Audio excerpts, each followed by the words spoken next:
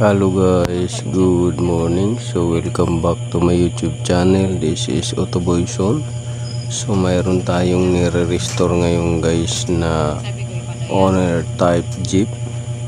So electrical wiring yung gagawin natin ngayon guys, dahil sabay-sabay napundi lahat ng ilaw. So alamin natin yung mga dahilan nito guys. Sa second part of atong video ay ipapakita ko sa inyo kung ano ba talaga yung nagiging dahilan na kung bakit sabay-sabay sila napundi pero buo naman yung mga fuse. So yan yung aling alamin.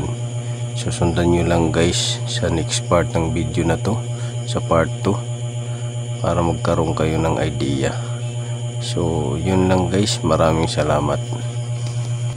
So dito nga guys ay nire-restore natin at kinamitan natin ng soldering iron at soldering lead para walang loose contact or short contact or short circuit na magkukos ng pagkapundi ng mga valve. So ginamitan na natin ng soldering.